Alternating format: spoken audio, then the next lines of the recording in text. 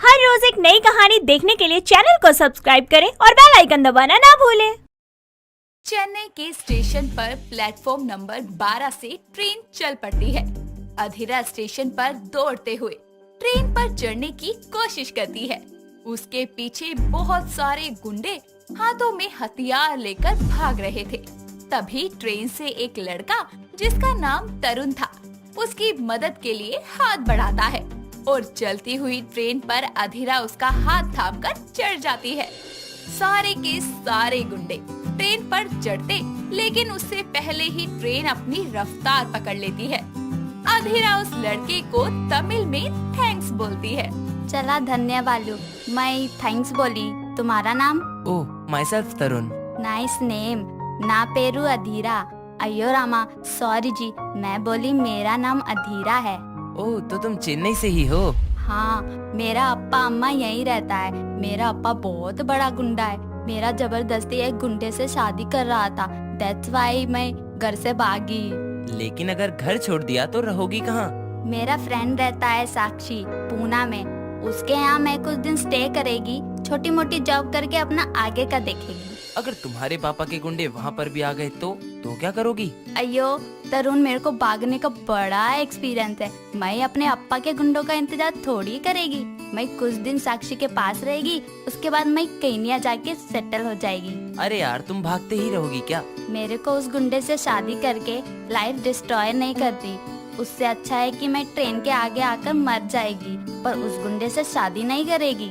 हाँ, मैं समझ सकता हूँ, लेकिन तुम्हारे अप्पा उस बुलशिट से तुम्हारी शादी करना ही क्यों चाहते हैं? अयो देवडू, मैं कैसे समझाऊं तेरे को। अधीरा और तरुण की बातें चल ही रही होती है कि अगले स्टेशन पर गुंडे पहले से ही उनको ढूंढते हुए ट्रेन में चढ़ जाते हैं। अधीरा उन्हें देखकर डर जाती है और तरुण से बोलती है, तरुण, तुम शौचालय में जाके छुप जा, क्योंकि ये गुंडी लोग तेरे को भी नहीं छोड़ेगी। तेरे को देख लिया इन्होंने मेरे साथ, इसलिए तू छुप जा। मैं देखती है इन गुंडी लोग को। अरे, तुम क्या करोगी? मैं भागेगी और भगाएगी भी। तेरे को भागना है मेरे साथ या टॉयलेट में छुपेगी तू? मैं टॉयलेट में नहीं छुपेगी, मैं भी भागेगी। अधीरा तरुण का हाथ पकड़ते हुए बहुत तेजी से स्टेशन पर भागती है और दोनों जल्दबाजी में चेन्नई से भोपाल जाने वाली ट्रेन में चढ़ जाते हैं। और इत्तेफाक से तरुण का परिवार भी भोपाल ही रहा करता था। अधीरा उससे बोलती है, हम अगले स्टेशन पर फिर पकड़े जाएंगे। गलत ट्रेन चूज किया। अयो तरुण, ट्रेन काय को पकड़ा तू? चल जैसा भी है ठीक है, लेकिन तू किधर को जाएगा? मैं भोपाल में ही रहता हूँ। मैं यहाँ अपने दोस्तों के साथ छुट्टियाँ मनाने आया था, लेकिन वो लोग पहले ही निकल चुके थे। मैं लेट होने की वजह से अगली ट्रेन से जा रहा था, तब मुझे तुम मिली और उसके बाद की कहानी तुम्हें पता ही है। ओह आई सी, तू बहुत खुश नसीब है। तू अपने घर जा रही है। मेरे को देख, मैं घर छोड़ के भागी। कहाँ जाएगी, कैसे जाएगी, क्या करेगी, कुछ नहीं पता। तुम बुरा ना मानो तो कुछ दिन तुम मेरे घर चलो, वहाँ तुम्हारे अप्पा के गुंडे नहीं आ पाएंगे। मेरे घर वाले बहुत सपोर्टिव हैं, वो तुम्हारी मदद करेंगे। अगर मेरे अप्पा को पता चला ना कि मैं तेरे घर में है तो काट डालेगी तेरे को। रहने दे, मैं पूना में ही ठीक है। तुम्हें मुझ पर भरोसा नहीं है? अयो, मैं ऐसा बोली तेरे को, विश्वास है मेरे को तेरे पे, पर तेरे ऊपर खतरा आ जाएगी मेरी वजह से। उसका क्या? उसकी बाद में देखेंगे। तरुण उसे बहुत समझाता है और अधीरा उसके घर जाने के लिए मान जाती है। भोपाल स्टेशन पर उतरकर वो दोनों तरुण के घर जाते हैं और तरुण के पापा सौरभ और उसकी माँ बबीता उन दोनों को साथ में देखकर बोलते हैं, अरे बेटा, ये कौन है तेरे साथ? कहीं तेरी? अरे, पहले बच्चों को अंदर आने दे, फिर पूछती रहना आराम से बैठाकर। अधीरा बबीता और सौरभ को हाथ जोड़कर नमस्कार करती है और बोलती है, अंकल आंटी नमस्ते, मैं अधीरा। मैं तरुण को ट्रेन में मिली। मेरा घर चेन्नई में है। बस अधीरा, थोड़ा आराम कर लो, कहानी बाद में सुनाना, ओके? अयो तुम ठीक कहता, मैं बाद में बताएगी अपनी स्टोरी। बबीता अधीरा को अंदर लेकर जाती है और उसे अलमारी से कुछ कपड़े निकालकर देते हुए बोलती है, ले बेटा, हाथ मुंह धोकर इस साड़ी को पहन ले, तुझ पर अच्छी लगेगी। मैं तब तक खाना लगाती हूँ। अयो कितना सुंदर साड़ी है, मेरे को पसंद आया, मैं पहन के आती है। बबीता वहाँ से रसोई में चली जाती है और थोड़ी देर बाद सभी खाना खाने की टेबल पर मिलते हैं।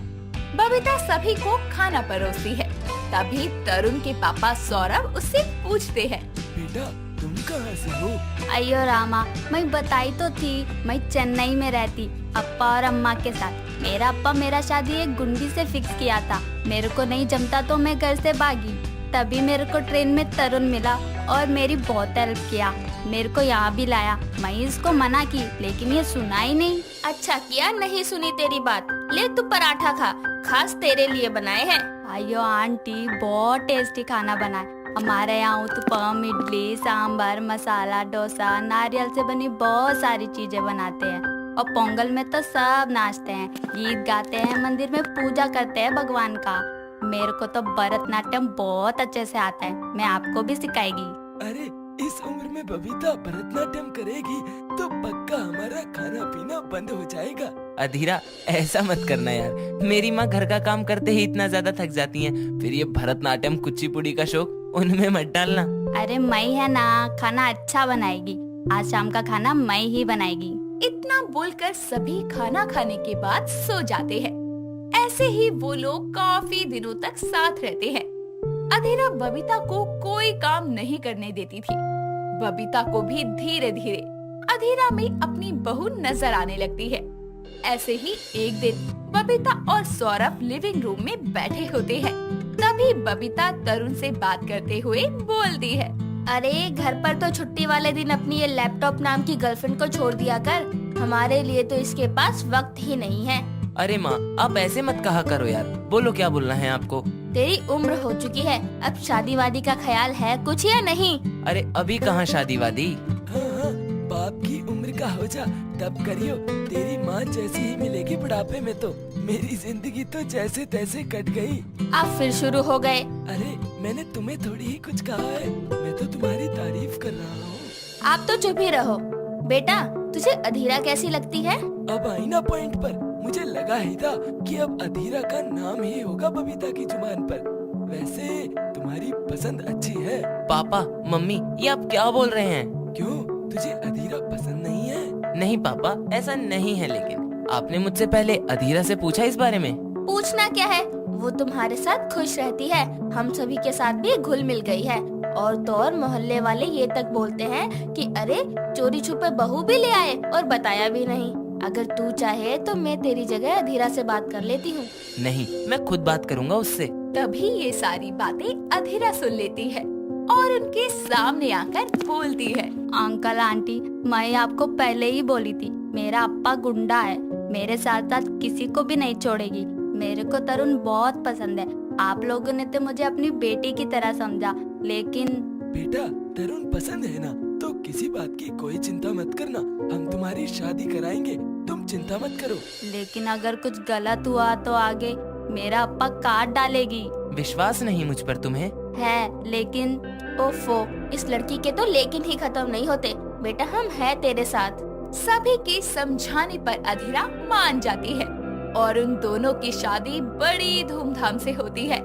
अधीरा अपने नए परिवार के साथ खुशी खुशी रहती है।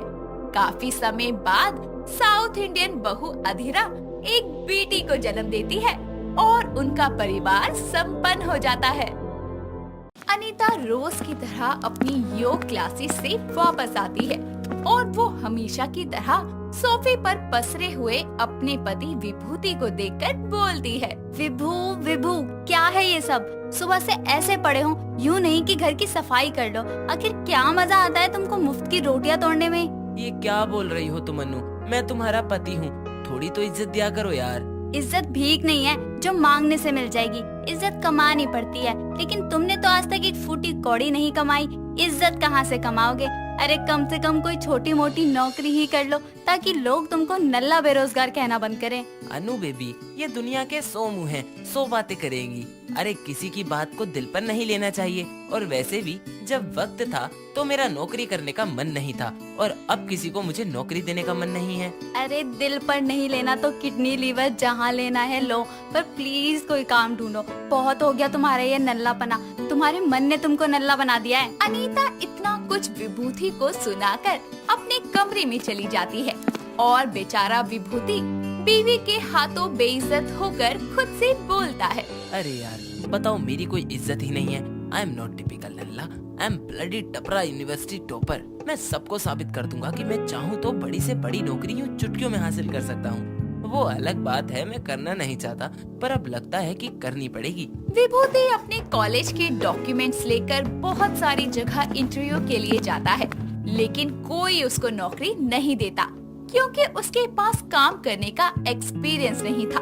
लेकिन जब वो शाम को घूम घुमाकर घर वापस आता है तो उसको देखकर अनीता बोलती है, आ गए सर, तो बताइए कौन सी मल्टीनेशनल कंपनी में आपकी जॉब लगी? वो एक्चुअली बेबी, नौकरी तो मुझे हर कंपनी दे रही थी, लेकिन किसी का भी पैकेज अच्छा नहीं था, तो मैंने खुद ठुकरा दिया। Oh really? वाओ विभू, तुम मल्टीनेशनल कंपनी की जॉब को खुद लात मार कर आ गए।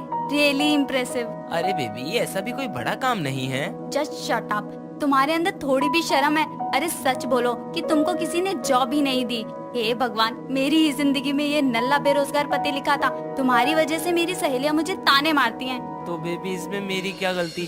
कोई मुझे नौकरी ही नहीं देता। कोई नहीं, बीवी के पैसों पर मुफ्त की रोटियां तोड़ो और हमेशा ही नल्ले बनकर जिंदगी गुजारो। बेचारा विभू काम ना होने की वजह से बीवी की खरी खोटी सुनता था।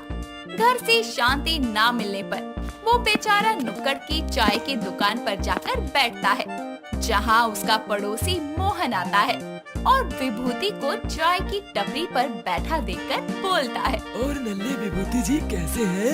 ये आप क्या कह रहे हैं तिवारी जी? अपने पड़ोसी से किस तरह बात करनी चाहिए आपको? तमीज नहीं है इसकी? तमीज? अरे तमीज की बात आप कर रहे हैं, जिससे तमीज से बात उनकी खुद की बीवी नहीं करती। This is too much. आप बहुत ज्यादा बोल रहे हैं, अपनी खाल में रहिए।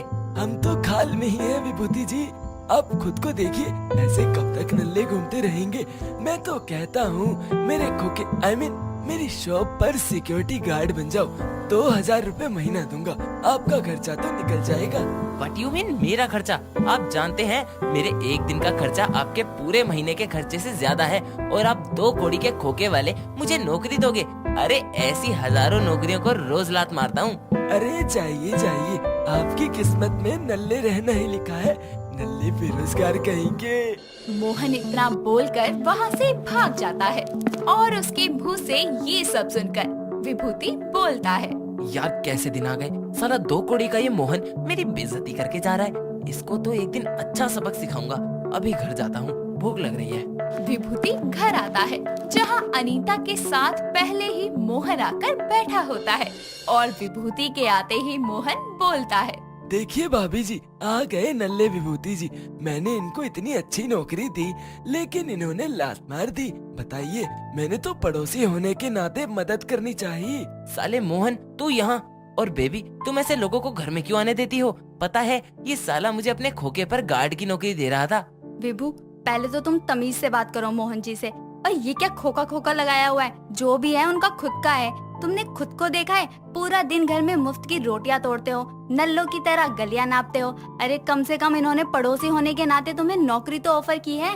Are you mad Anu? मैं इस मोहन के उस खोखे पर काम करूं? No, never. ये बदनाम काम मैं नहीं करूंगा। हाँ तो ठीक है, मैं भी तुमको अब और मुफ्त की रोटियां नहीं खिला सकती। थक चुकी हूँ तुम्हारे इस नल्ले बेरोजगार रूप से। अनीता गुस्से में अपने कमरे में चली जाती है। मोहन भी विभूति को मुंह चिढ़ाकर वहाँ से निकल लेता है, जिसके बाद विभूति अपनी आंखों में आंसू लिए खुद से बोलता है, आज पता चला कि अगर पति कमाए तो उसकी बीवी की नजरों में इज्जत है, वरना दुनिया के साथ साथ खुद की बीवी भी उसको बेरोजगार और नल्ला बोलेगी। अगले दिन विभूति जल्दी उठकर पूरे घर की साफ सफाई करता है और अनीता के उठने से पहले ही उसके लिए ब्लैक कॉफी बनाकर रख लेता है। जैसे ही अनीता उठकर बाहर आती है तो विभूति उसके सामने कॉफी का कप लेकर आता है और उसको बोलता है, मैडम आपकी कॉफी रेडी है, घर का सारा काम भी हो चुका है, बताइए कोई और काम? ये सब क्या है विभू? मैंने सोचा है अपने माथे पर लगा नल्ले बेरोजगार का दाग हटाने के लिए आज से मैं इस घर में ही काम करूंगा। तुम्हारी नौकरी करना मंजूर है, पर उस खोके वाले की नहीं। अपने ही घर में नौकरों वाला काम करके तुम खुद को नल्ला और बेरोजगार कहलवाने से रोक नहीं सकते। बाहर जाओ और कोई नौकरी ढूंढो। अनीता इतना बोलकर अपनी कॉफी लेकर वापस अपने कमरे में चली जाती है।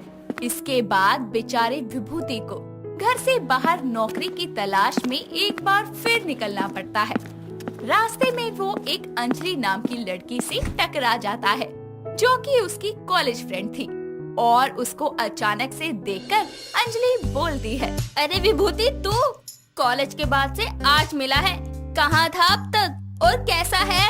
एकदम फर्स्ट क्लास। और तुम भी अभी तक कॉलेज में जैसी थी वैसी ही हो, हॉट एंड सेक्सी। क्या विभूति, आज भी तुमने फ्लर्ट करना नहीं छोड़ा? वैसे कहाँ जा रहे हो? अरे यार, एक कंपनी में इंटरव्यू के लिए जा रहा हूँ। नौकरी ना होने की वजह से मेरी बीवी बहुत ताने देती है। इतने हैंडसम पति को कोई कैसे ताने दे सकता है? उसकी जगह मैं होती तो पूरी जिंदगी तुमको बैठा कर खिलाती। पर खैर छोड़ो, मेरे पास तुम्हारी प्रॉब्लम का हल है। कैसे? मेरे शहर में एक छोटी सी कंपनी है, तुम उसको ज्वाइन कर लो। हम साथ में काम करेंगे, बहुत मजा आएगा। सीरियसली अंजलि, तुम तो कॉलेज में जैसी थी वैसी ही हो, मेरी मदद को हर वक्त तैयार रहने वाली। अब विभूति को काम मिल गया था। वो ये खबर घर जाकर अनीता को बताता है और अगले दिन से वो रोज सुबह तैयार होकर काम पर जाता और रात को घर लेट आता।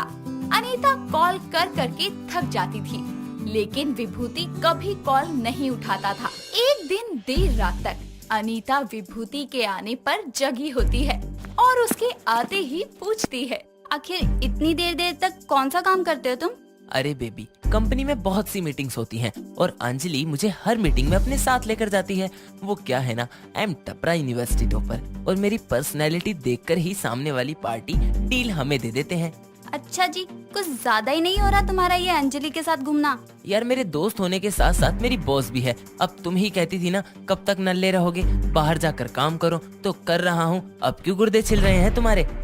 हटो, मुझे बहुत नींद आ रही है। विभूति के बाहर काम करने की वजह से वो अनीता के आगे पीछे नहीं रहता था, जिसके कारण अब उसको जलन होने लगी थी। इसीलिए एक दिन वो विभूति का पीछा करती है, तो वो देखती है कि काम के दौरान अंजलि विभूति के करीब आने की कोशिश कर रही है। ये देखकर अनीता बोलती है, ये अंजलि तो काम के बहाने मेरे विभू को हथियाना चाहती है। नहीं, मैं ऐसा नहीं होने दे सकती। मैं विभू को ये नौकरी छोड़ने के लिए कह दूंगी, भले ही पूरी जिंदगी मुझे उसे खिलाना पड़े। मुझे वो नल्ला बेरोजगारी पसंद है, लेकिन किसी और का नहीं। शाम को विभूति के घर आने पर अनीता उसको नौकरी छोड़ने की बोल देती है, लेकिन विभूति इस पर सवाल उठाते हुए बोलता है, अनु यार, क्या प्रॉब्लम है तुम्हारी? कल को तुम मुझे फिर नल्ला बेरोजगार बोलोगी। बड़ी मुश्किल से नौकरी मिली है, बाद में नहीं मिली तो? कोई नहीं, तुम घर में ही रहो, कोई काम करने की जरूरत नहीं है। मैं तुमको नल्ला बेरोजगार भी नहीं कहूँगी, लेकिन अब तुम ये नौकरी छोड़ दो। पक्का ना बेबी? हाँ पक्का। विभूति तो खुशी से अगले दिन नौकरी छोड़कर वापस से अपने नल्लेपन में खुश होकर घर पर पसरा होता है। और इस बार तो उसको नल्ला बोलने वालों को खुद अनीता खरी खोटी सुनाती है। अब उसकी जिंदगी सेट थी, बिना कोई काम किए सब कुछ पसरे पसरे मिल जाता था, जिसके कारण वो समय के साथ अखंड नल्ला बेरोजगार बन जाता है। मीका को सर्दियों का मौसम बहुत पसंद था और सबसे ज्यादा उसे पसंद था सर्दियों में मूंगफली खाना। ऐसे ही एक दोपहर को मीका धूप में बैठकर मूंगफली खा रही थी और छिलके इधर उधर फैला रही थी। तभी छत पर उसकी माँ मीना आती है और बोलती है, मिहिका, तेरा दिमाग खराब हो गया है क्या? क्या कर रही है? क्या हुआ माँ, क्यों चिल्ला रही हो? अरे तो मूंगफली खा खा कर सारी छत पर छिलके फैला रही है। तो क्या हुआ माँ, छिलके ही तो हैं, झाड़ू से साफ कर दूंगी। साफ तो तुझे करना ही पड़ेगा, नहीं तो मैं तुझे साफ कर दूंगी। इतना कहकर मीना वहाँ से चली जाती है। तभी मिहिका खुद से बोलती है, अरे यार, माँ को भी पता नहीं क्या परेशानी है, चैन से मूंगफली खाने का मजा भी नहीं लेने देती। वाह क्या नजारा है, खुला आसमान, चमकीली धूप, ये मूंगफली और मैं। मिहिका ऐसे ही बैठे बैठे मूंगफली का मजा लेती है। ऐसे ही एक सुबह मिहिका कॉलेज के लिए रेडी हो रही होती है और वो कॉलेज के बैग में ढेर सारी मूंगफलियां भर लेती है। ये देखकर उसकी माँ मीना बोलती है, अरे ओ कमकल, ये क्या कर रही है? क्यों जेबों और बैग में मूंगफली भर रही है? अरे माँ, रास्ते में खाती जाऊंगी ना। अब देखो, घर से बस स्टैंड, बस स्टैंड से फिर मैं बस में बैठूंगी, फिर मैं कॉलेज जाऊंगी, फिर वहाँ से पैदल चलूंगी, तो टाइम तो लगेगा ही ना, इसलिए टाइम पास के लिए रख रही हूँ। अरे तो क्या तू 1 घंटे के अंदर 1 किलो मूंगफली खा जाएगी जो इतना ओवरलोडेड भरा है? अरे माँ, आप 1 किलो की बात कर रही है? अरे मैं तो 5 किलो मूंगफली खाकर भी डकार ना लूं। अच्छा अब मैं चलती हूँ, लेट हो रही हूँ। इतना कहकर मेघा अपना बैग उठाकर कॉलेज के लिए घर से निकल जाती है और बस स्टैंड पर पहुंच जाती है।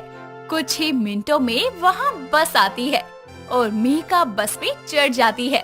तभी उसके पास में दिनेश नाम का एक हैंडसम सा लड़का आकर बैठ जाता है और मेघा अपने कानों में ईयरफोन लगाकर मस्त गाने सुन रही होती है और मूंगफली खाकर उस पर छिलके फेंक रही होती है। तभी वो बोलता है, हेलो मैडम, क्या मैं आपको डस्टबिन नजर आता हूँ? दिनेश 1-2 बार मेघा को और बोलता है, पर ईयरफोन लगा होने की वजह से मेघा को सुनाई नहीं देता। जिसके बाद वो उसके कंधे पर हाथ रखकर बोलता है, मैडम सुनाई नहीं दे रहा क्या आपको? जी कहिए, क्या हुआ? जी, आपको मैं डस्टबिन दिख रहा हूँ क्या? जरा देखिए, आपने मूंगफलियाँ खा खाकर सारे छिलके मेरे ऊपर डाल दिए। सॉरी, मैं साफ कर देती हूँ। No, it's okay. बस आप खाकर ऐसे छिलके इधर उधर मत फेंको, ये गलत है। जी ठीक। आप भी यही पढ़ते हैं क्या? जी हाँ जी, और आप भी? हाँ जी। चलो, ये तो सोने पे सुहागा हो गया। चलो फिर चलते हैं कॉलेज। इतना बोलकर दिनेश और मेघा कॉलेज जाते हैं। वक्त बीतता जाता है। दिनेश और मेघा रोज एक साथ कॉलेज आने जाने लगते हैं। धीरे धीरे दोनों की दोस्ती प्यार में बदलने लगती है। ऐसे ही एक शाम दिनेश मेघा को एक रोमांटिक सी डेट पे ले जाता है और उसे मूंगफली वाले डिजाइन की रिंग पहनाकर बोलता है, मेहिका, मैं तुमसे बहुत प्यार करता हूँ। जैसे तुम्हें मूंगफली पसंद है, वैसे ही मुझे तुम पसंद हो और मैं अपनी पूरी लाइफ तुम्हारे साथ बिताना चाहता हूँ। मैं भी तुमसे बहुत प्यार करती हूँ। इतना कहकर दोनों एक दूसरे को हक कर लेते हैं और कुछ समय बाद दोनों अपने अपने परिवार वालों को अपने रिश्ते के बारे में बता देते हैं। घर वाले आपसी रजामंदी और सलाह से मेघा और दिनेश की शादी करवाते हैं। शादी के बाद मेघा एक अच्छी बहू की तरह घर की सारी जिम्मेदारियां संभाल लेती है, पर उसकी मूंगफली खाने की आदत और इधर उधर छिलके बिखेरने की आदत नहीं जाती। ऐसे ही एक दिन वो रसोई में खड़ी खड़ी मूंगफली खा रही होती है और उसकी मूंगफली के कुछ छिलके गलती से दाल में चले जाते हैं।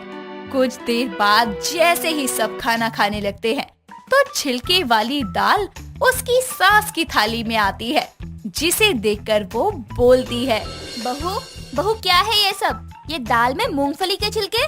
माँ जी, थोड़ा और गौर से देखो, प्याज होगा। अरे तू देख अपनी इन बड़ी बड़ी आँखों से, ये छिलका ही है, समझी? हाँ वो लगता है माँ जी गलती से गिर गया, सॉरी। मैं आपको दूसरी कटोरी में दाल डाल के देती हूँ, सॉरी सॉरी। अरे करमजली, तुझे कितनी बार कहा है कि ये मूंगफली खा खा के छिलके इधर उधर मत फेंका कर। अगर ये मेरे मुंह में चला जाता, मेरे गले में फंस जाता और मैं मर जाती तो? अरे माँ जी कहा ना सॉरी, अब कितना सुनाओगे? तो क्या तेरी आरती उतारूं मैं?